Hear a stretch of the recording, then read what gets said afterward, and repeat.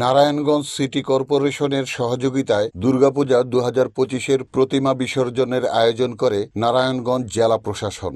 শীতলক্ষ্যা নদীর তীরে ৫ নম্বর ঘাটে নবনির্মিত জেটিতে নজিরবিহীন নিরাপত্তায় এবারের প্রতিমা বিসর্জনের আয়োজন। বিকেল ৪টায় নারায়ণগঞ্জ জেলা প্রশাসক মোহাম্মদ জাহিদুল ইসলাম মিয়া প্রতিমা বিসর্জন স্থল পরিদর্শনে আসেন। এ সময় তার সাথে ছিলেন এনডিসি, ইউএনও, পুলিশ সুপার সহ প্রশাসনের ঊর্ধ্বতন কর্মকর্তা বৃন্দ। উপস্থিত ছিলেন সেনাবাহিনী, RAB, answer, BGB, NSI, DGFI সহ সনাতন সম্প্রদায়ের নেতৃবৃন্দ। জেলা প্রশাসক প্রতিমা বিসর্জন স্থলের সার্বিক নিরাপত্তার বিষয়ে খোঁজ খবর নেন। আমরা আসলে মন্ত্রণালয় থেকে একটা টাইম ফ্রেম দেয়া আছে, আমরাও সেভাবেই এগিয়ে যাচ্ছি। আমরাও চাই যে 7টার মধ্যে সকল প্রতিমাগুলো বিসর্জন হয়ে যাবে, এরকম আমাদের একটা পরিকল্পনা রয়েছে যে যারা মণ্ডপে নিয়ে আসবেন প্রতিমাগুলো তারা যেন ওই নির্দিষ্ট টাইমে নিয়ে আসেন, এই জন্য তাদের প্রতি আমাদের আহ্বান রইল। আর সবাইকে আবারও শুভেচ্ছা জানাচ্ছি।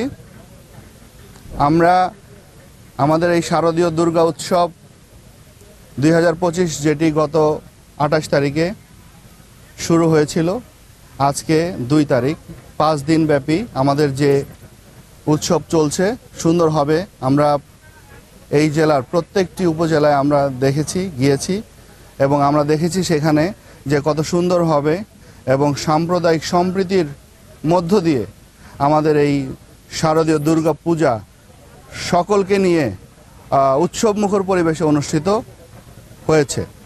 আজকে একদম আমরা শেষ পর্যায়ে, শেষ দিন, যেদিন আমাদের বিজয়া দশমী, আর অল্প কিছুক্ষণের মধ্যেই আমাদের মণ্ডপগুলো থেকে প্রতিমাগুলো আসবে এবং তাদেরকে তাদের ধর্মীয় রীতি অনুসারে বিসর্জন দেওয়া হবে।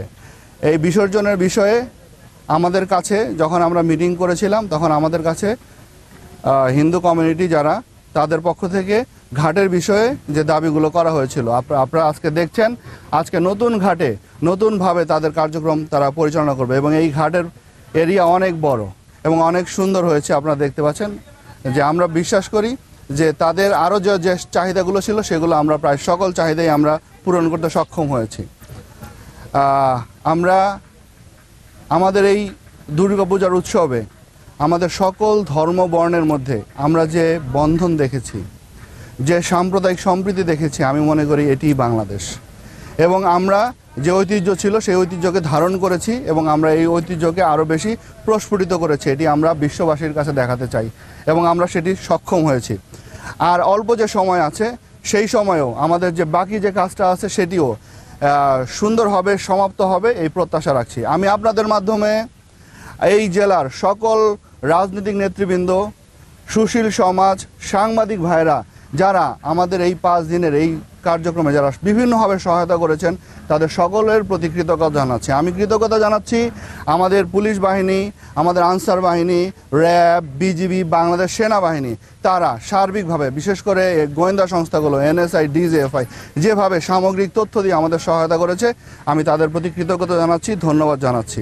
এবং আপনাদের সাংবাদিক, প্রিন্ট এবং ইলেকট্রনিক মিডিয়ার ভাইরা আপনারা যেভাবে ছুটেছেন পুরা জেলাব্যাপী এবং আপনারা এই জেলার যে দৃষ্টান্তগুলো সারা বাংলাদেশে আজকে নারায়ণগঞ্জ জেলা নিয়ে প্রশংসিত হয়েছে, এই জন্য আপনাদের সকলের প্রতি আমার কৃতজ্ঞতা রইল।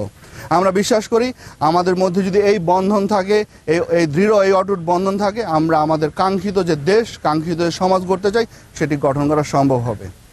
সবাইকে অনেক অনেক ধন্যবাদ। Shahjahan Chowdhury, NN TV, Narayanganj.